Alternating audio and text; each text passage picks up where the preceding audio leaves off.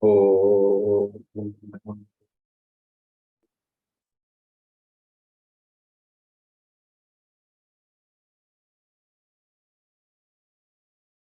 Om.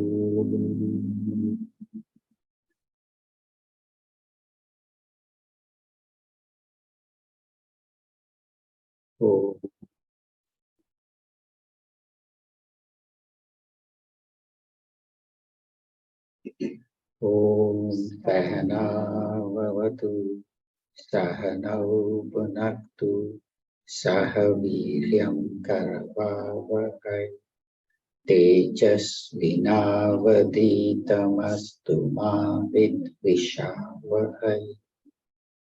Om Shanti Shanti Shanti.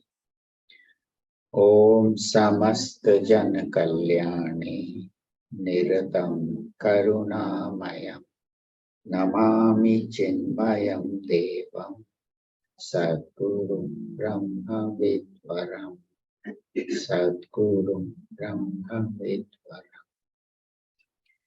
Om Parthaya Pratibodhitam Bhagavata Narayanena Swayam Vyasena Gratitam Purana Madhye Mahabharatam Advaitamritavarshini Bhagavati Ashtadashadhyayani Amba Tvamanusandadami Bhagavad Gite Bhavadveshini Yam Brahma Varunendra Rudra Maruta Stunvanti Devyaistavai Vedai Sangha Kramo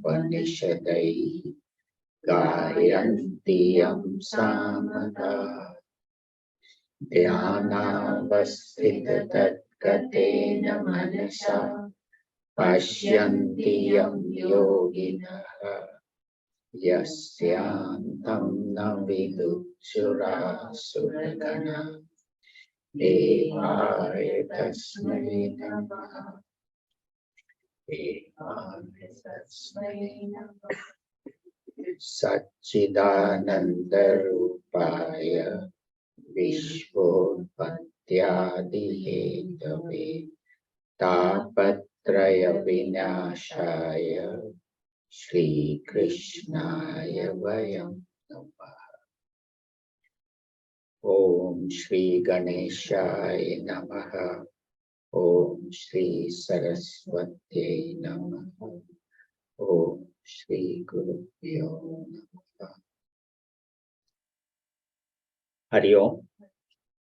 We are in the 18th, the last chapter of the Bhagavad Gita. As we had discussed before, the 18th chapter is a summary of the entire Bhagavad Gita in its shlokas. It's a fairly lengthy chapter. And currently we are discussing karma or actions and all the aspects of karma, of any action that we carry out. The first point is jnanam. Jnanam means the vision. What vision do I have when I am performing the action? And that can be sattvic, rajasic, or tamasic. It can be pure, sattvic, can be passionate, rajasic, or can be low. And then after the vision, who is the karta? Who is the doer? Who am I? That the one that is doer of the actions. The next is buddhi, or the equipment that I have to carry out my vision. So one is the vision, and the second is the implementation. So that is buddhi. So jnanam, karta, and buddhi. And that karta includes all the equipments, my sense organs, my organs of action, all that, which carry out the action. Next is the karma. the actual action that I perform. It could be sattvic, pure, could be rajasic or tamasic, pure, passion, or low. So all of these, the karta can be sattvic, rajasic, tamasic, the buddhi, and so on. And then while I am doing the actions, there might be obstacles on my path. And so how do I overcome the obstacles? By dhriti, or by persistence. And that also can be sattvic, rajasic, or tamasic. One persistence is that I persist in doing my noble action, or another one is persistence in doing selfish actions, which is rajasic, or persistence in doing the wrong actions, which is destructive, is tamasic. So everything can be sattvic, rajasic, or tamasic. The vision, the implementation, the doer, his instruments, and how he or she overcomes obstacles. The last topic in this section is called sukham, or joy. What is the joy I get by performing all these actions?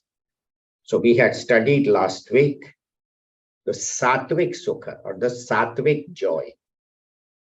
And what is that? Yatadhagre vishamiva pariname mritopamam tat sukham rajasik sattvic proktam atma buddhi prasadajam. That was shloka number 37 that we had discussed last week. Chapter 18, shloka 37. So in that, Bhagavan Sri Krishna tells us that what is sattvic sukham? Sattvic sukham is the joy that we obtain when we connect the mind to the self, when we are always connected to the self, the consciousness. That's also what was our topic today for meditation. This morning, when my thoughts, when my mind is connected with the self, I experience a joy that arises from within and takes me upwards on my spiritual journey. So this upward progression of my life is called sattvic joy. So pure joy, which is sattvic, sukha, and which arises from within. It's not due to the object.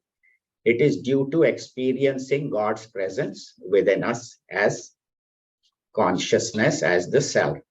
And that is sattvic joy, and that nobody can take away from us. So that is what the topic is, whether my joy in life is sattvic, rajasic, or tamasic. And in the beginning, sattvic sukha may involve effort, but the result is good. So the example we had studied last week, like a child, his mother or father tells him, you have to study, you can't go and play all the time, you can't be on your phone or computer all the time, you need to study. And he'll say, oh mom, I don't want to study, I've already studied.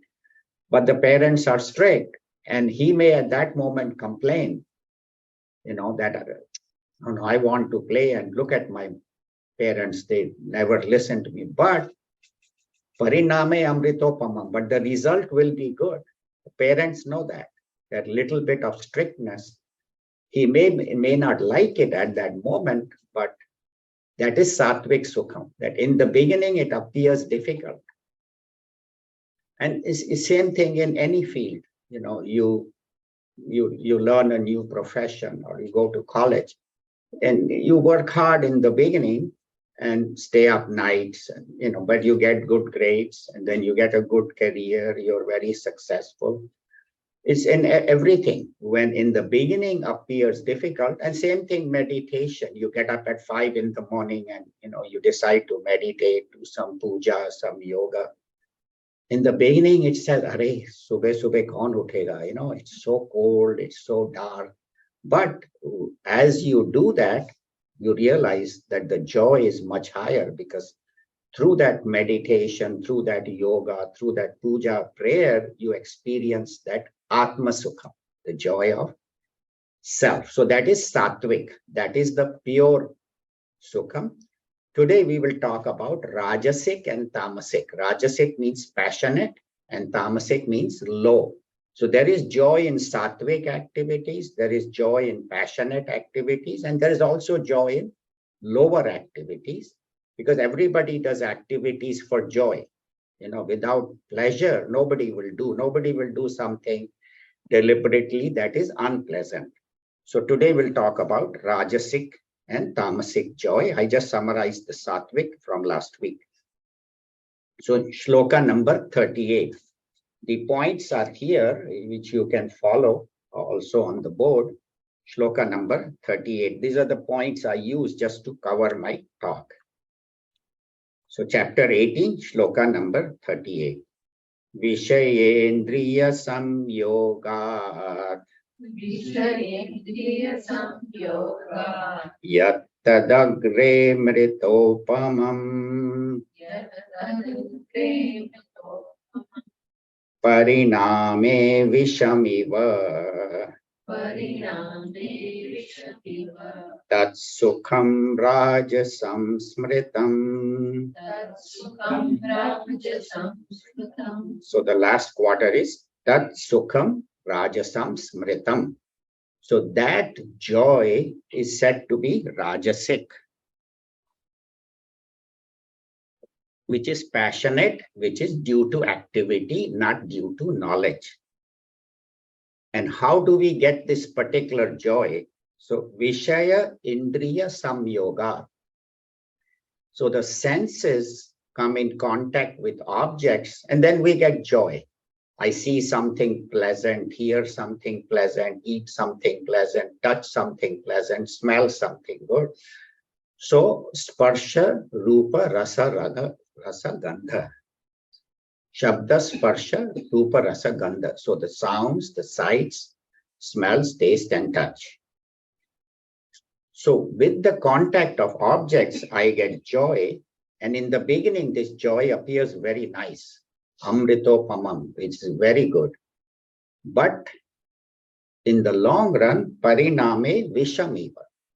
Later on, the same joy becomes like poison, and that is called rajasic.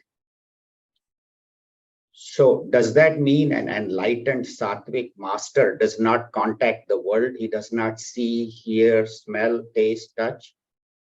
Everybody has to do that, whether it's a sattvic, rajasic, or tamasic person, whether a child, whether a grown-up, whether an animal, bird, fish, they all contact the world through the senses. But the understanding should be that if I derive excessive joy from that, and my whole life joy depends on sense objects, then that joy is called rajasic. And why is that? Because any contact with any sense object, the joy is temporary. This object gives me joy, a new car. After a while, the car starts breaking down, gives me sorrow. A new spouse, I just got married, it's a lot of joy. Then, situations change. A child gives great joy until he becomes a teenager. Then, arey, ye rakshas kahan se aa gaya? So, not that all teenagers, but I mean, that's just a point. A new job, anything, in the beginning, either the object changes or I change. I used to like this thing, now I don't like it anymore. It's become boring. So either I change or the object changes or my senses change. I used to, love to watch movies, but now my eyesight is going down and my eyes hurt when I watch movies.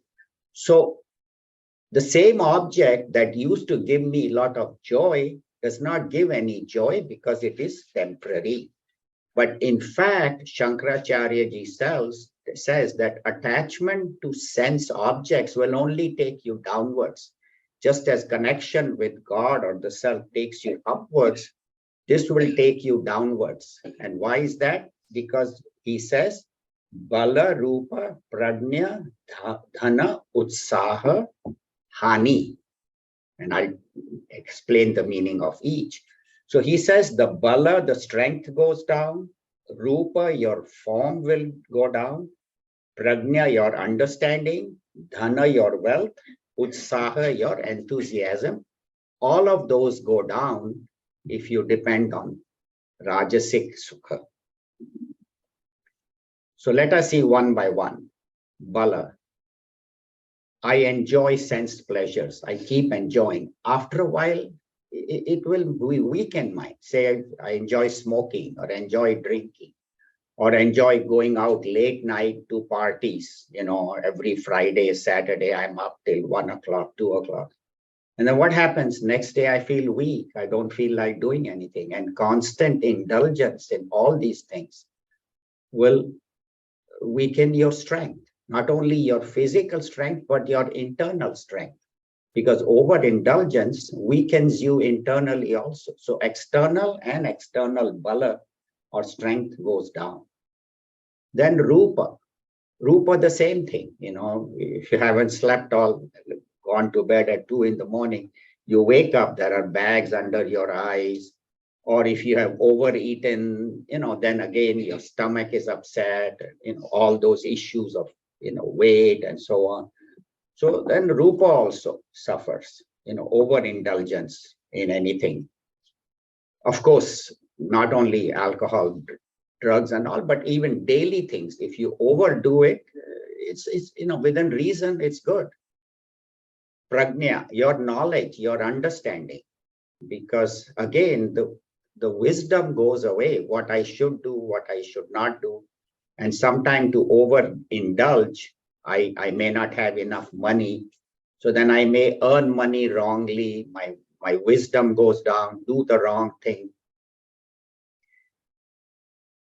And we find in Mahatmas, who are these wise people who live a life of self-control, they have great prajna, they have great wisdom. Because their mind is not all the time running into objects, is connected with the self. I'll tell the story of Swami Gangeshwarananda ji. He's a famous saint who lived for 111 years. He was born in 1881 and he gave up his body in 1992. A great saint. Not many people have heard about him. At age 5, he had a vision of God, of Sri Krishna appeared to him. At age 6, he suffered smallpox and became blind in both eyes. Was completely blind, couldn't see anything. And despite this handicap, he learned to read and write. Read means through Braille, and he learned how to write.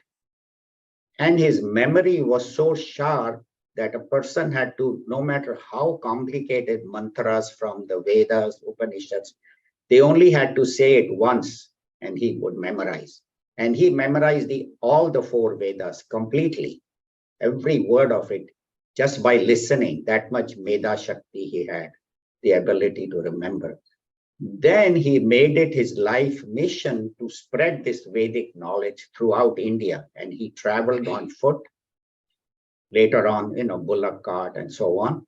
And then subsequently in his later years, when cars became available, he would go by car. But most of his life, he traveled on foot and established 14 centers of Vedic excellence throughout the country, where this Vedic knowledge was taught, propagated, and he would give beautiful discourses in Hindi, perfect, about on all the Vedas.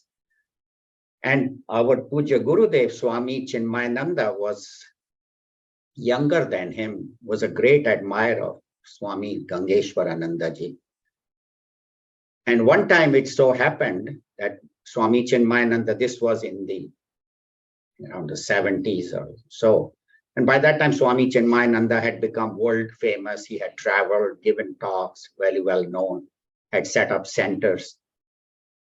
And Swami Gangeshwarananda ji was going to visit Mumbai, and Swami Chinmayananda was there. And so he invited Swamiji to come to his ashram. Some of you may have been to Bombay to the Pawai ashram. So when all the arrangements were made and Swami Chinmayananda made sure, Gurudev, that everything arrangement was perfect, he said a great Mahatma is coming to visit us. And so they had arranged 2 chairs on the stage. And so he says, why two chairs? So, well, one for Swamiji and one for you. He said, no. He said, a great Mahatma is coming. I have no ability to stay at the same level. He sat at his feet.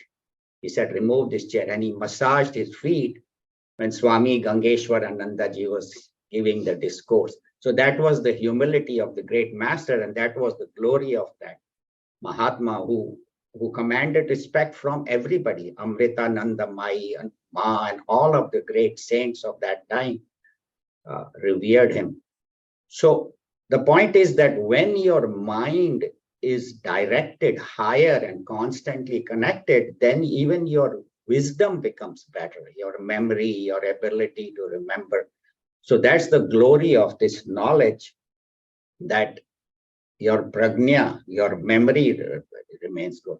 Then dhana, even, as we know, if you're overindulging, gambling, all these, even money goes away, you go to Las Vegas, go here, go there, spend even your money.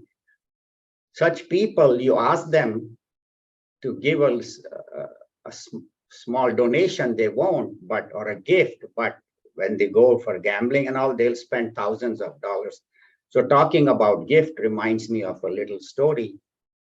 So this man asks his friend, he says, do you still have the book I gave you for your birthday last week? He said, yeah, I still have the book you gave me for my birthday last week. Why are you asking? He said, oh, it's due back at the library tomorrow. So that is the kind of Rajasic gift. So the point is that doing all of these things even depletes your wealth. And then the last is utsaha. Shankaracharya ji said, what is utsaha? Enthusiasm. Like this person is watching a football game, right? And his team is winning. Wow, he's so happy on TV. Great, we are, kicking butt and all those, things he will say. And then next week, if his team is losing, he's so depressed. 1 week up, 1 week down. In fact, there's a true story. This one guy, his team was losing and he got so mad, he threw his phone at the TV screen and shattered that $2,000 TV, just like that in anger, and plus damaged his phone. So that is what utsaha, you have enthusiasm and then enthusiasm goes down. So any of these enjoyments result in loss of all of these, your strength, your form, your wisdom, and you end up doing wrong things.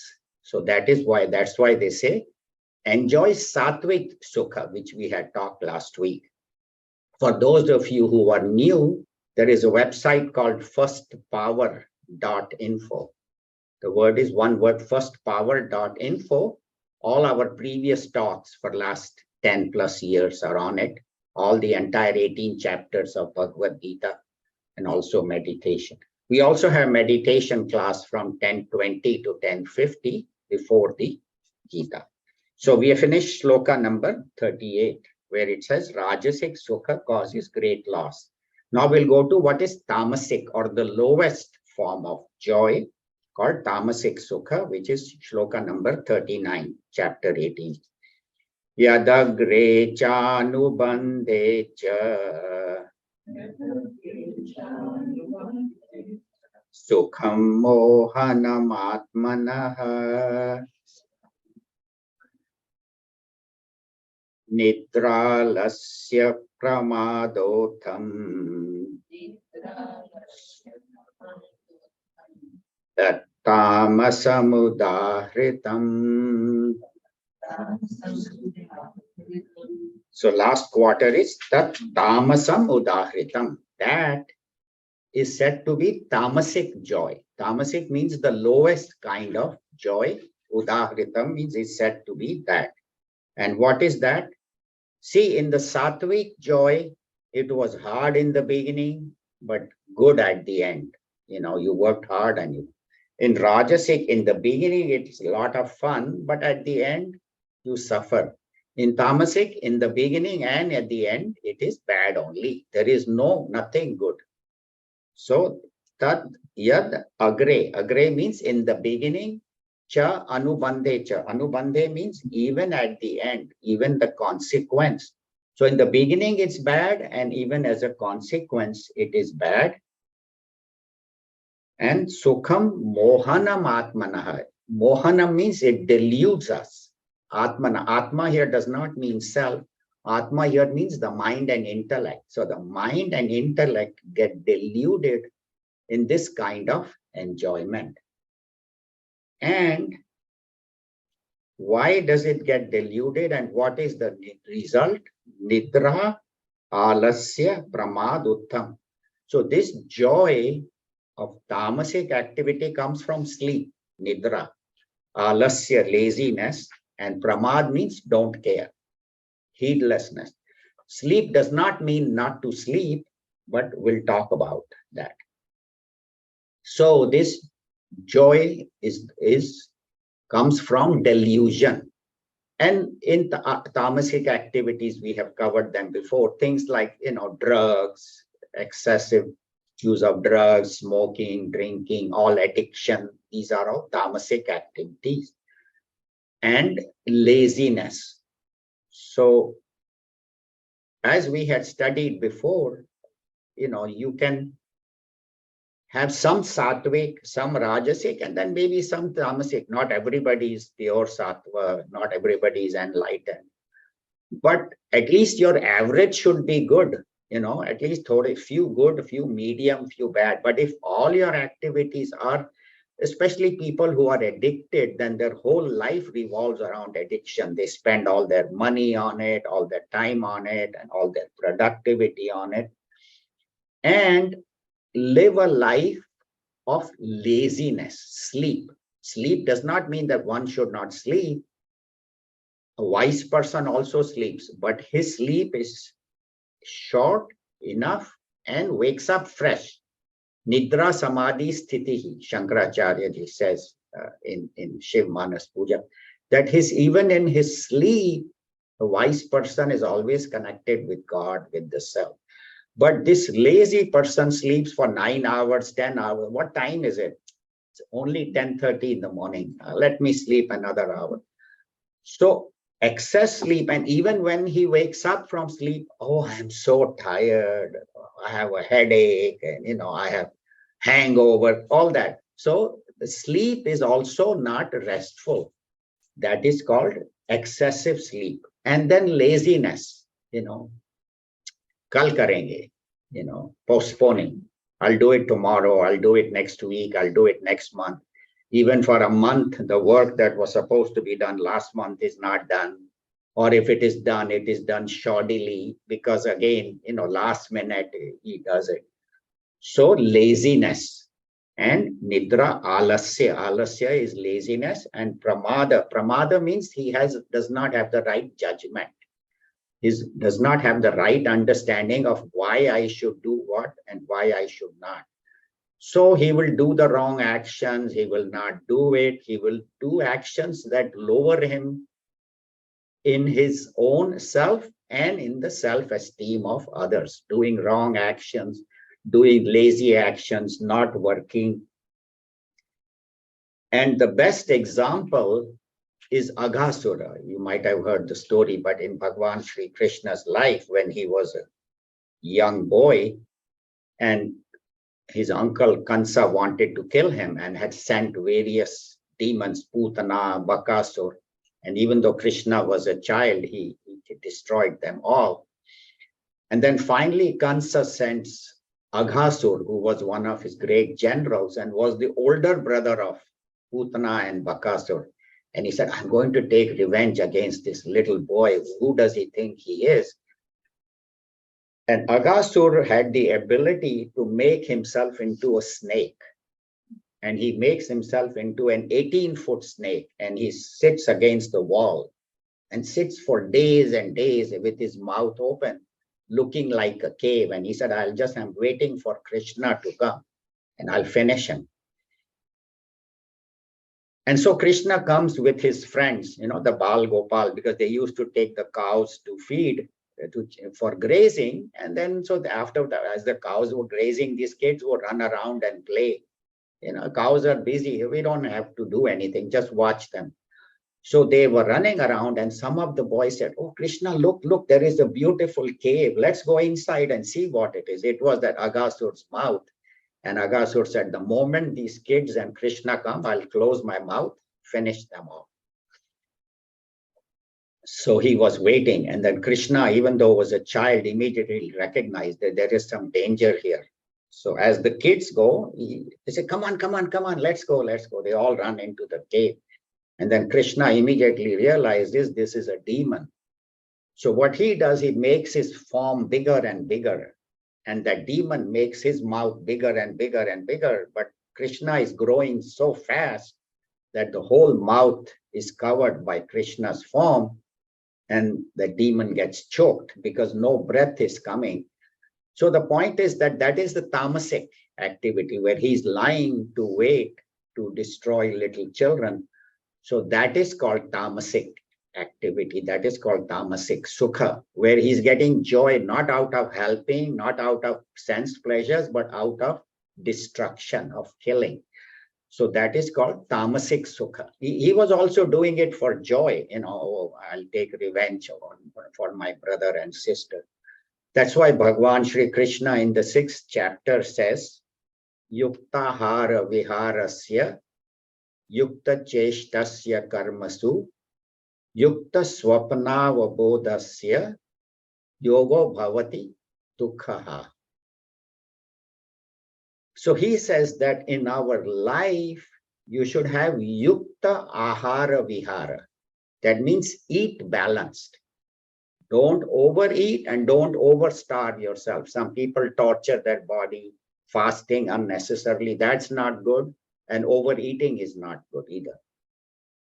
Then vihara, even travel and fun. Some people say, "I just want to travel and have fun." That's good, but too much of that is also not good. Within limits, even all our picnics and pleasurable should be done within limits.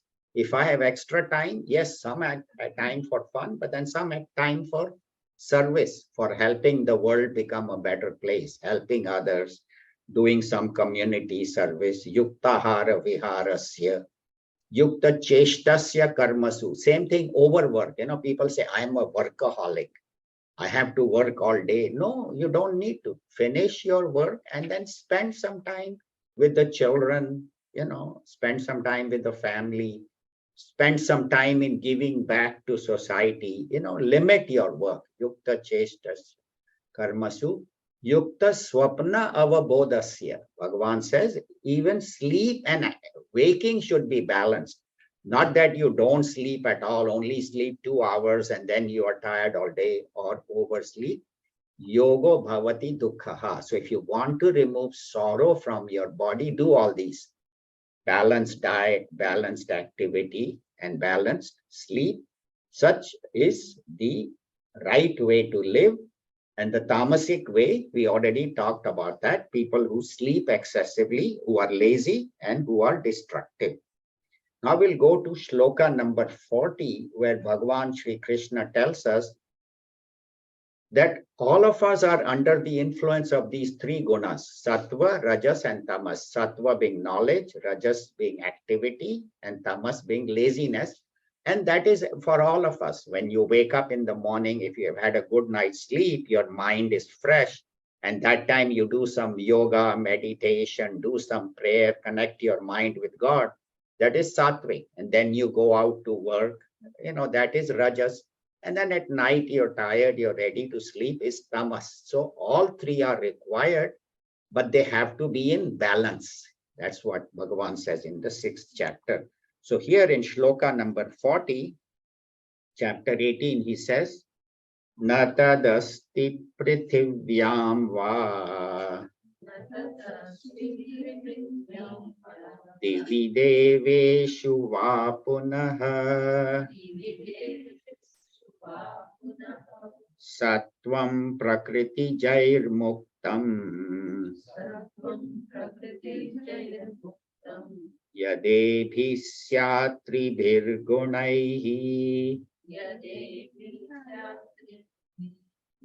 Together, natadasti prithivyam va divi deveshu va punaha sattvam prakriti jair muktam yadevi syatri virgunaihi.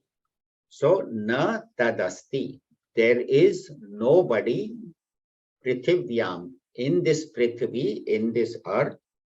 Va means or, divi deveshu, or even the gods in the heaven.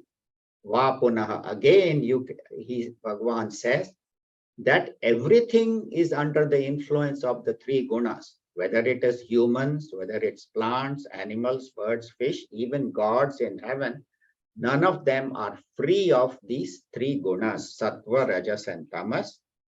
And here, sattvam prakriti jair muktam. Sattvam here does not mean sattva. It means the beings, individuals. So whether they're animals, birds, plants, fish, humans, or even gods in heavens, all beings, prakriti jair muktam. All of us are created by prakriti. In the 13th chapter, Bhagavan says that everything is a combination of prakriti and purusha. Prakriti means matter, purusha means spirit. So prakriti is this visible world that we see of the five elements: air, space, fire, water, earth. And purusha is the illuminating principle, the spirit, which gives life. So the whole universe, everything, the cosmos, even the heavens, are a combination of both. If there is no prakriti, there won't be any matter. And if there is no spirit, there won't be any life. So prakriti and purush, that is the Sankhyan philosophy. So Bhagavan says, everything that you see, whether it's plants, even rocks and stones, are creation of prakriti, five elements.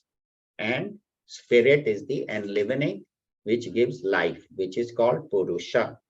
So sattvam prakriti jain muktam. So free of prakriti, yadebhi syat tribhir gunaihi. Free of three gunas, there is nothing. Even a rock has guna, it is tamas, right? It is just sitting there, not moving. Plant is alive, but still has some tamas because it stays in one place. It produces a lot of fruits. It does a lot of activity. It gives shade, but it does not move around. So it stays in one place. Animals, birds, fish have more activity. Humans are the ones who have sattvic capabilities of doing good for themselves and for others. Even among animals, there are sattvic, rajasic, and tamasic animals. Like a cow is considered to be sattvic animal because her whole life is service. Lion and tiger is rajasic, passionate, and tamasic are like hippos and crocodiles and snakes, who are just like hippo just stays in the water, doesn't do much. So all beings have sattva, rajas, and tamas, and nobody is free of them. That's why there is this variety, among us also. There are some people who may be more sattvic, some may be more rajasic. And we are a mixture of all three, sattva, rajas, and tamas. And what proportion we have determines who we are. So Gurudev in his commentary talks about coffee. There are three ingredients in coffee. One is the coffee powder, the milk, and sugar, right? So, and there are different proportions. Like in South India, it's just black coffee. There is no sugar, no milk, very strong or very minimum amount. In Punjab, all milk. Hardly you can see coffee. They will boil the milk, little coffee, little sugar. In Gujarat, all sugar. No, hardly any coffee, hardly any milk. You just taste sweetness. So I just a joke. The point is that we are a mixture of those three, sattva, rajas, and tamas. And that is how there is the variety. That's why foods in India also, you see so much variety, beautiful taste of different. You go to Bengal, you get different food, north, east, west, south.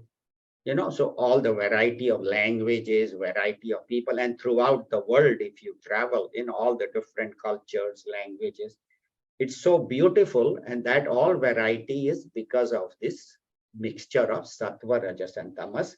And that's God's creation. Everything you see, this variety. But how do I get free from these gunas? Because otherwise we say, oh, this world is binding and I want to be free of this. I want to be closer to God.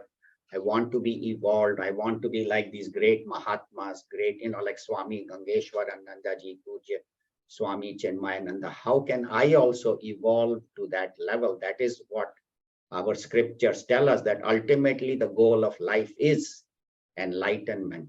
No matter how much you accomplish in this world, you may be a billionaire, millionaire, whatever. But if you have not achieved that, your journey is incomplete and you will have to keep taking birth after birth, go through this until you reach that final goal. And Bhagavad Gita gives us very beautifully the path how to reach that. So they say stay as much as possible in sattva, in sattvic activities, and then go beyond. And how do we go beyond? So in the 14th chapter, Bhagavan gives it very good. He says, Nanya gunebhya kartaram yada drashta anupashyati gunebhyascha param veti mad bhavam so adhigachati. So Bhagavan says, how can you come to me and go beyond these gunas? He says, in these gunas, be aware of drashta, be aware of the seer. So that's what we practice in meditation, that objects are seen by the eyes. Eyes is known by the mind, and the mind comes to know, say if something dangerous is coming or something good, then the intellect judges. But ultimately, the knower is the life consciousness, Atma, God, whatever you want to call the life principle within, which is the witness, which does not do anything but enlivens. It's like electricity does not do anything, but electricity enlivens the bulbs, the heater, the air conditioner, the fridge, the microwave. So each fan, each of these instruments do different activities. Electricity does not do anything, but in the presence of electricity, only they can work. If electricity is shut off, the fan cannot move, the refrigerator cannot cool. So electricity is compared to that life principle, which illumines all of our life, gives us life, but itself does not do anything. But without the presence of God or consciousness within us, we would be just lying, like a piece of flesh and have to be taken to the, cemetery or crematorium. So he says, always in our meditation, we practice that. And actually, when we meditate, we do different techniques. One of the technique is to be a witness, where I watch my mind, I watch my intellect, I watch my acting. I do all the activities, but my attention, part of my attention is to that drashta, the seer, the witness, the witnessing consciousness. So that way you do all your activities, but do them with detachment. Don't get excessively attached to activities, whether it's activities or a person or a thing. Excessive dependence on anything is bad, whether it's a person or a thing or an object or even a job or a position or power, because nothing is permanent. Today I am a CEO, next day I may be nobody. So excessive attachment or dependence causes sorrow. So that's why they say asangoham, live a life of detachment. Work, do the best, but do not become excessively dependent. Detachment does not mean I don't love my children or my family or my profession or my work, but I don't depend on anything for happiness. I find happiness within. That is sattvic happiness. And that can be done through knowledge, through attachment, through connection with the self, through the right knowledge that you are that self, or it can be done through devotion, through holding on to the Lord. He said, Bhagavan, you are my refuge. I hold on to your feet. So through knowledge or through devotion and complete surrender, where it says, Meri nav tere haathon mein, you take me wherever you want. Bhagwan, I am just an instrument in your hands. And that we have seen that so many great saints like Mirabai, Tukaram, Narsi Mehta, and so many others who just surrendered everything to God, and then God took care of them. And that is difficult, but that you can do, or through the path of knowledge, through listening to teachers like Swami Chinmayananda. You know, this Bhagavad Gita, is an 18-volume set in the office. And if you're interested, you can buy that. And that's what we use to study this in this Bhagavad Gita. So we are on the 18th chapter. When we finish, then we'll restart the first chapter. But this 18th chapter will last another 6 months or so, probably till early next year. And then we'll start the first chapter and do all 18 again. So they say through the path of knowledge or through the path of devotion, love for God, you can connect with God within, which is called Om in this BMI chart. Just to cover for those who are new, I am this body, mind, and intellect. The body is the perceiver of objects. The mind feels the emotions, and the intellect is the thinker of thoughts. So the intellect judges activities, the mind feels the emotions, and the body carries it out. And we represent vasanas, or my desires, my tendencies, and that can be sattvic, rajasic, or tamasic, and my activities accordingly. And then to go beyond that is Om. Om is God, and that is God's presence within, which is symbolized as Om, and that is the life within. So as I progress spiritually, I reduce my desires, vasanas, and get closer to Om, get closer to God. So that's what it says, detach from the lower and attach to the higher. Puja Gurudev said, detach from lower tendencies and attach to God. That is spirituality. That is in 2 lines. Detach from the lower and attach to the higher. So now Bhagwan Shri Krishna in shloka number 41 starts a completely new topic. And that is the 4 varnas, Brahmana, Kshatriya, Vaishya, Shudra. So this week and then in next week, he will cover in more detail about this. What are the 4 castes? There's a lot of misunderstanding about the caste system. People think that untouchability is still there. And it is dying, it is changing, but people still have, even in the media, there is so much negative publicity about caste system. So we'll study a little bit today and then next week. So shloka number 41. Brahmana Kshatriya Visham Shudranam cha parantapa Karmani pravibhaktani Svabhava prabhavairgunaihi. Together, We're supposed to do 40, right? Sham. We were doing 41. Tapa. Are we supposed to read 40? Okay. Yeah, we just finished 40 earlier, where I said that in this universe, everything is made of Prakriti, Natadasti Prithivyam. So in the earth, all in the heaven, everything is made of these 3 gunas. So now we are doing shloka number 41, where Bhagwan gives us the 4 castes: Brahmana, Kshatriya, Vaishya, and Shudra.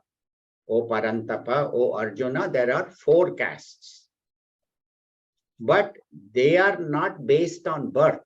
And Bhagwan had said in the 4th chapter, Chatur Varna Maya Srishtam Guna Karma Vibhaga Yoho. So here also he says, Karmani Pravibhaktani, means these 4 castes and Swabhava Prabhavair Gunahi. Swabhava according to the nature of the gunas. So these 4 castes are based on activity and guna. Your nature and your action has nothing to do with birth. It does not mean that a Brahman's son automatically becomes Brahman or Kshatriya unfortunately, that happened in not only in India, but everywhere we find that politician's son, whether he's qualified or not, my son will go into politics and become governor, become president, whether he's actor's son, whether he can act or not. You see that in Bollywood, 90% of actors are because their father was an actor, nothing to do with ability. It's the same in every field. A businessman, he will give the business to his son, whether usko aata ya nahi aata, whether he knows business or not, and he may ruin the business.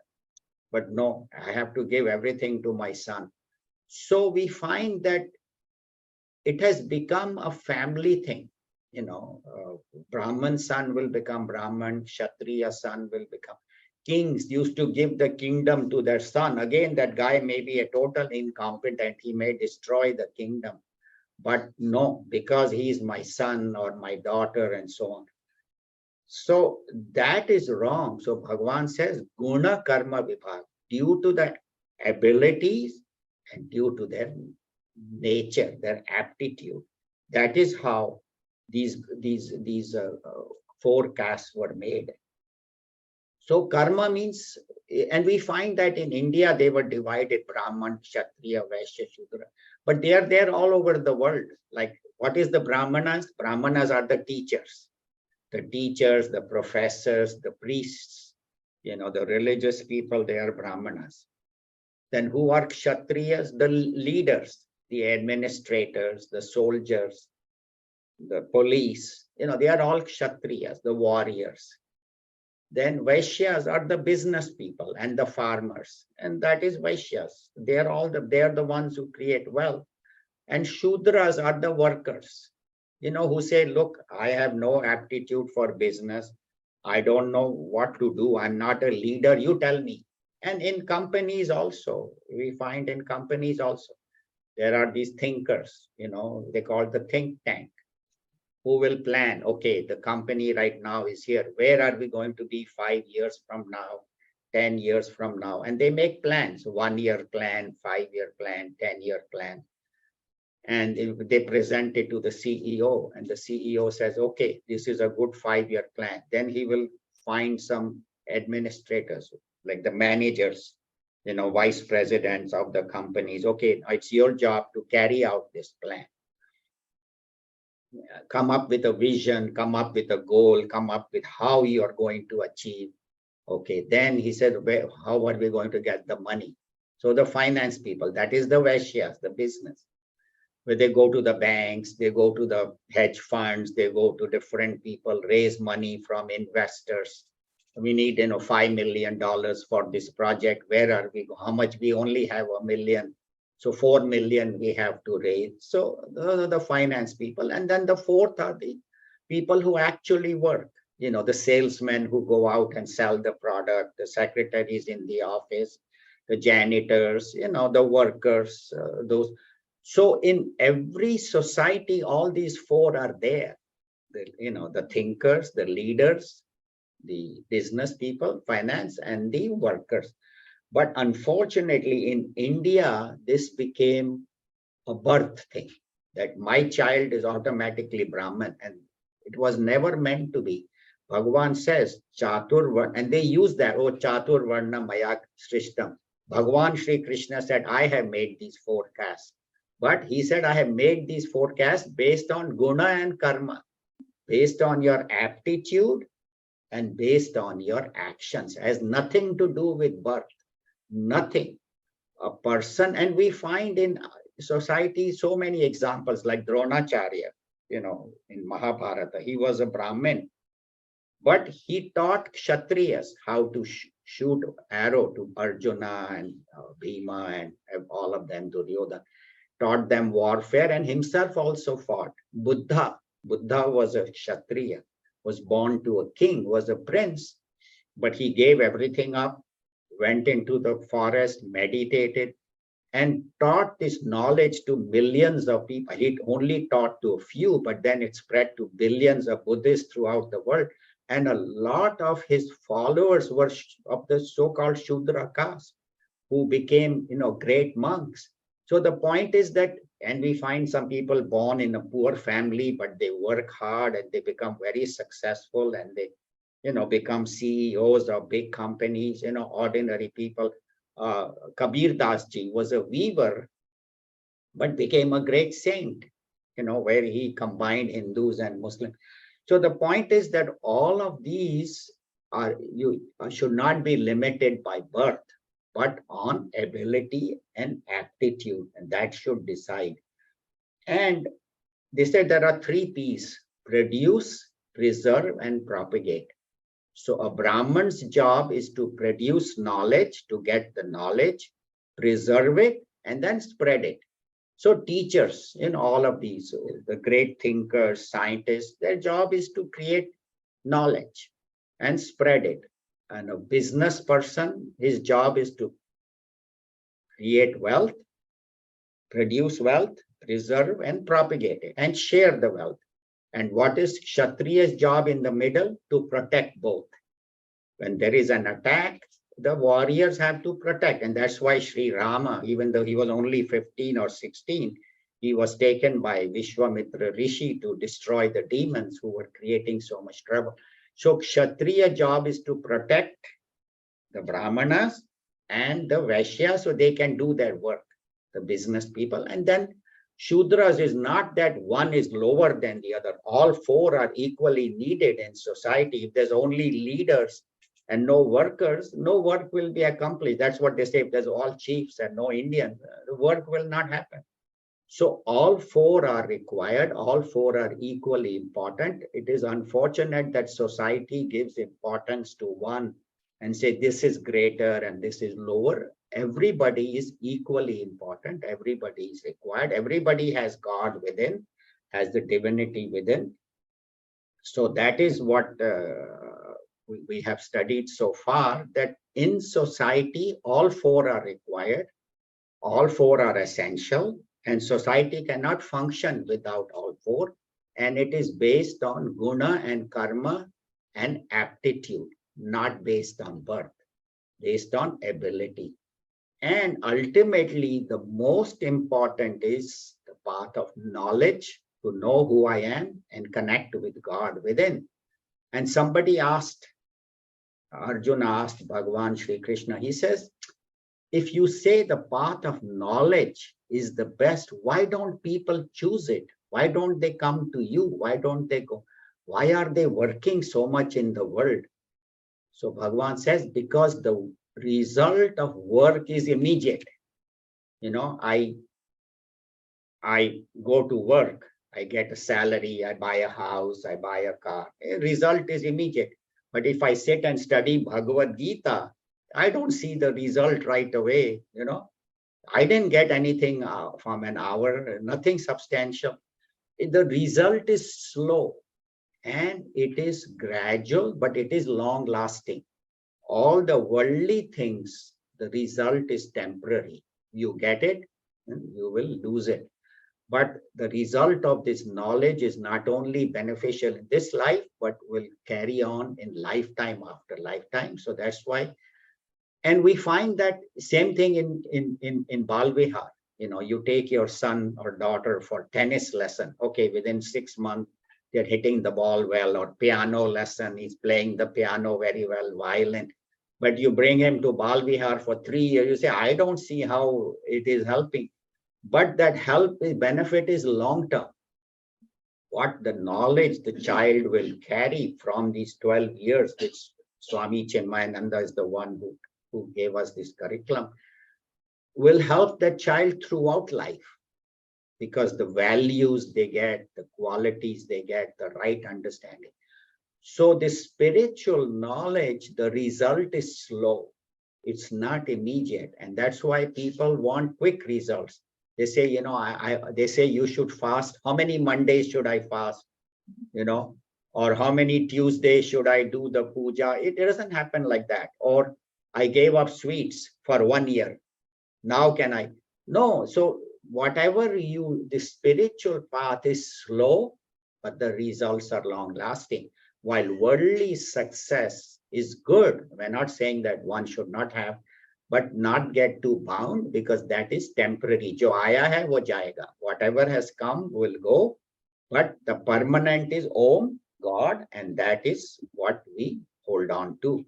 So here today we have talked about the joy that we get from sattvic, rajasic, and tamasic activities, and the four varnas, sattva, rajas, Brahman, Kshatriya, Vaishya, Shudra, and everybody is bound by prakriti, by nature, by these three gunas. Nobody is free.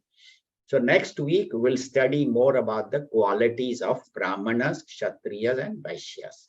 So thank you very much. We have about 10 minutes. If anybody has any questions or comments, please feel free. Anything if it's not clear, or if you would like to add anything.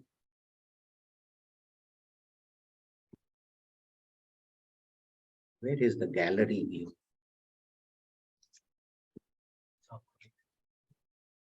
Clicking, but it's not.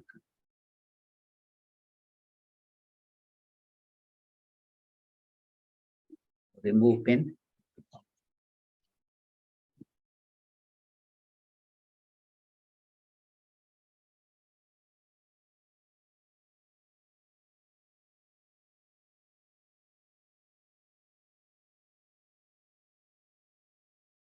Yeah, thank you. Anybody would like to add anything? Any questions, comments?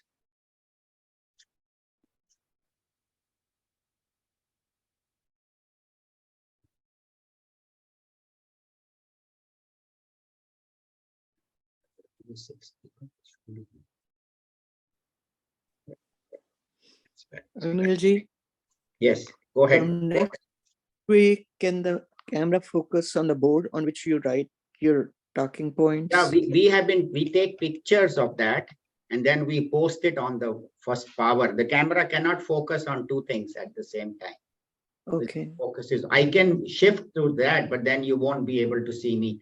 But if you re-listen to the talk, Amit has been putting that board on the website. It's called firstpower.info. And the second thing is, Yes. Did you happen to get my check yet? Not for this month, but every month before that we have got. Thank you. I don't know what happened because I sent it, I think, from here on March 1st. Oh, no. Not March 1st, April 1st. Yeah, I'll check with Neeru. We'll call you or text you. I don't think we got it, but I'll ask her. And we'll send you. I would appreciate. Okay, I'll appreciate. Yeah, thank you, Umaji. Thank you so much. Any other questions, comments?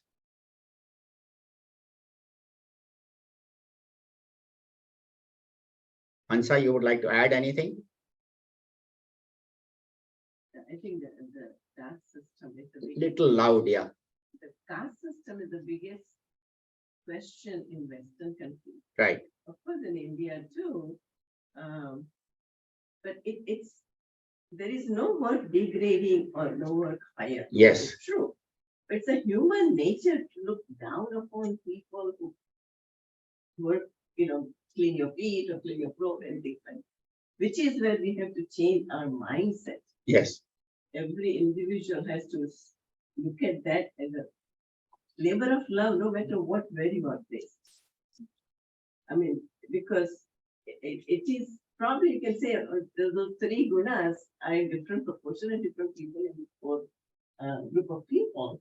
So some people can only do labor work or, gardening work or something like that. And some people are very good in calculation, like me. I would never calculate that. I'd rather be a gardener than be that. So things like that. So it's how your mind is made of. That's how the human bodies work out. So I think it's idea we put in the people's mind that you are lower or higher. That we need to work on that. Gita clearly says there's no difference, but I think human beings decided to not respect the people who are working. Right. So we need to change our mindset to look at them differently. Thank you. That's what I look at it. Yeah, very good. I I'll just, if I tell my own story, I come from the lowest caste in India. So when I went to England, because I was interested in these things, I used to go to one cultural center, Bhakti with the Bhavan regularly. So that chairman of that place, we're talking about one day, I come in here, he says, no, he wants to do puja for me to come here. So he asked me what my caste was. I told what I was. So he says, no, you're not that, you're Brahmin. That's because I was interested in learning and talking about right, it. So in other words, as he says, by birth, you don't become what you are. So I was born in the lowest caste. But so you intellectually or whatever, I think how your mind works to think about things, that's how you grow. So we need to learn to respect the person who is at that stage. We're still learning. So, I think we decide to do that, we put them down. I mean, we can blame any other country. India blames Britishers to do that to us, right. which is true, but it is our weakness too that we did it. Yes. I'll just translate for the people on Zoom. Hansa said it very nicely that that no job is superior or inferior. It is our wrong understanding that we say, oh, this job is inferior and this person is inferior and I'm superior. And then we blame society, we blame others, but we have to change our own thinking. And she talked about herself that she was born in what was considered a lower caste. And she became a doctor and she became a student of Vedanta and studied so much. And the Panditji who was doing puja asked her caste, and he said, no, you are not that caste, you are a Brahmin. So the point is that nobody is born. It is based on qualities and based on karmas, based on activity. Thank you for that. Yes, in the back and then here. Go ahead. What I learned actually, what I know. So Brahman means in Sanskrit, it's Brahman Janati. Yes, very good. Who knows the Brahma? Right. Brahma. Very nice. Yeah, that's what I know. So we interpret in our way. Actually, it is not like that. Right. But that way, so many Brahmins are not Brahman. Right. It's Yeah, not, that's it's, what yeah. they- It's not by but Brahmani charati iti or Brahman janati. Yeah. So if the one who knows Brahman is Brahman, and that we'll be talking in So next that's week in it. more detail. Absolutely right.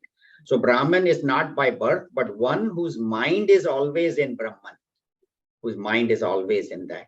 Yeah, Carmen, you have a question? Yeah, once this comment just had me thinking, like, perhaps like the caste system is helpful because like it helps us reflect more on the human condition, like the ego's natural like tendencies to judge. And even though it's like, I feel like this whole thing can go outside of the country and the culture, like it pervades everywhere in the human condition, caste system or not. Like I think that people just have a tendency to look down on each other. So I think the fact that India has the caste system that makes us reflect, it's just kind of like a tangible way of saying like, hey, we all judge. Right. So, yeah, I think it's very helpful. Yeah, thank you so much. So Carmen said that this is a tendency on humans to judge others and put others down. And we blame India. Yes, in India it is formalized, but it is there throughout the world. So we have to look within as how am I judging others and where do I fall? Nobody is superior or inferior. Everybody is a creation of God. Everybody is that. So thank you for those comments. Anything else? Lata, any question you have? No. Well, there are examples like here in today's society. Just what happened in Tennessee. Those Right. two black lawmakers were thrown out. What is that? Racism is what? Right. Racism That's is what it is, isn't it? right. So true. So true. Thank you. Thank you very much. We'll end now if there's no more comments. See you next week. And we'll go into the main hall where we'll do the Aarti. Umaji will look into, I don't know if we can get another camera, but definitely you can on the website, next week it will be there. So if you listen to the talk again, in a couple of days, there will be a picture of the board also. Thank you very much. Thank you, Hari Om. I can send that picture, but that I gave it to. No, what she's talking about is the board every this week. board. Ah, Yeah, every week. The BMI chart picture, he will post on that. okay. Racism is what? Right. So true. Thank you. Thank you very much. We will post the BMI chart on the First Power. If you go to firstpower.info, all the talks are there. Om Sarve Bhavantu Sukhinah, Sarve Santu Niramayaha, Sarve Bhadrani Pashyantu, Ma Kaschid Dukha Bhag Bhavet. Om Shanti Shanti Shanti. Hari Om Shri Guru Pyo Namaha. Hari Om. Thank you all for joining, for your comments. Thank you.